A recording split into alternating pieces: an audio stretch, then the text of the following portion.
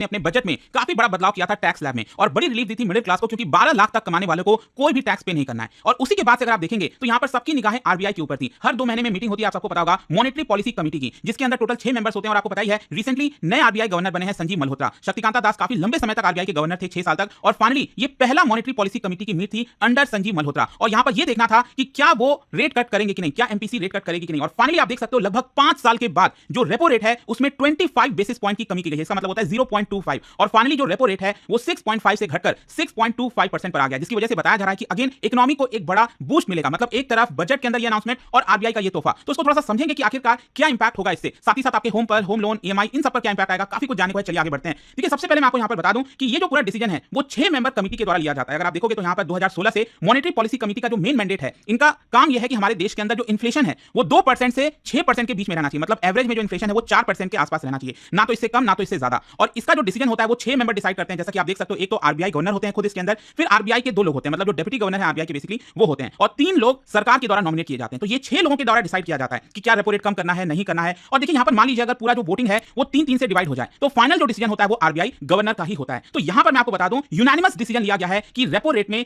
0.25% की कमी की जाएगी। अब देखिए इतना मायने क्यों रखता है, मैं आपको थोड़ा सा दिखाता हूं। आप सबको याद होगा कोविड के समय क्या हुआ था। बेसिकली कोविड के दौरान यहां पर इकोनॉमी को बूस्ट देने के लिए, क्योंकि अचानक से जीडीपी ग्रोथ नीचे आ गई थी, उसको बूस्ट देने के लिए रेपो रेट में लगातार गिरावट की गई और फाइनली आप देख सकते हो ये 4% तक पहुंच गया था। अब लंबे समय तक ये 4% तक रहा, 2022 आई थिंक शायद अप्रैल मई के आसपास तक ये 4% पर ही रहा था रेपो रेट। और उसके बाद से जब इन्फ्लेशन बढ़ने लगा, इसको देखते हुए लगातार ये रेपो रेट बढ़ाया गया और आप देख सकते हैं 2023 से ये आपका 6.5% पर था। मतलब पिछले 2 साल से ये 6.5% था और देखना ये था कि क्या इसमें कमी की जाएगी कि नहीं। मतलब पहली बार 5 साल में अगर आप देखोगे तो पहली बार रेपो रेट में गिरावट की गई है 2020 के बाद से, जिसकी वजह से बताया जा रहा है कि इकोनॉमी के ऊपर काफी बड़ा इंपैक्ट आने वाला है, इसको एक बूस्ट मिलने वाला है। तो क्वेश्चन ये है कि आखिरकार रेपो रेट कम करने से इकोनॉमी पर कैसे इंपैक्ट आता है। देखो थोड़ा सा यहां पर मैं आपको समझाने की कोशिश करता हूं। जब हम बात करते हैं ना कि रेपो रेट कम कर दिया गया, इसका सिंपल अर्थ क्या है। जैसे कि मान लीजिए फॉर सपोज पहले रेपो रेट 6.5% था और अब ये 6.25% हो गया। इसका सिंपल अर्थ ये होता है कि जो बैंक्स हैं हमारे देश के अंदर, जब वो आरबीआई से उधार लेते हैं, पैसा लेते हैं, तो यहां पर जिस रेट पर उनको पैसा दिया जाता है एक प्रकार से वो ये रेट डिसाइड करता है। जाहिर सी बात है अगर रेट कम हुआ है तो मतलब बैंकों को यहां पर कम इंटरेस्ट पे करना पड़ेगा। तो सेम वही चीज बैंक क्या करेंगे, वो कंज्यूमर्स को पास कर देंगे। मतलब पहले जब आप कोई car loan, home loan, personal loan, कोई भी आप लोन लेने जाते थे और वो लोन जो है बेसिकली आपका